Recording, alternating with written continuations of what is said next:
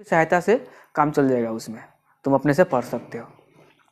संस्कृत में सेम वही प्रक्रिया, किताब राज्य का और उसी का लूसेंट का ग्रामर। अंग्रेजी में सेम वैसे ही, इंग्लिश बुक में तुम क्या करोगे, जिस राज्य के उस राज्य का बुक और उसी का लूसेंट का ग्रामर, तीनों क्लियर बन जाएगा, फिक्स रहेगा। तो ये बुक को खरीद लो। अब हम लोग का अगला कंसेप्ट आ रहा है कि पढ़ेंगे कैसे, टाइम टेबल क्या बनाएंगे।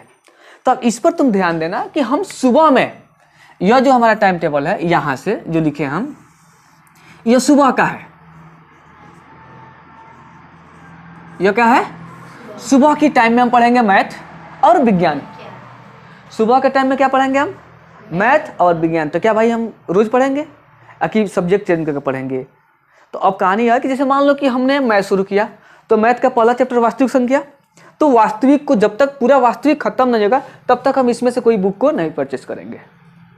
जैसे मैथ का पहला चैप्टर खत्म तो हम लेके आ जाएंगे भौतिकी विज्ञान का बुक, ठीक है। भौतिकी के एक चैप्टर खत्म हो जाएगा, रसायन को आ जाएंगे, फिर उसका खत्म हो जाएगा जीव विज्ञान का आ जाएंगे। कोई डाउट? फिर वैसे ही अब दूसर का हम चल जाएंगे, जब खत्म हो जाएंगे तो फिर मैथ का दूसर का बहुपद चाहे द्विघात जो भी है उसके हिसाब से दूसर का तीसरा चौथा ऐसे करके हम लोग पढ़ेंगे। शाम का जो है सामाजिक विज्ञान का है, ध्यान रखना, सामाजिक विज्ञान प्लस हिंदी किस समय का है, शाम का है। शाम का यह सुबह का समय और यह शाम का समय, ठीक है।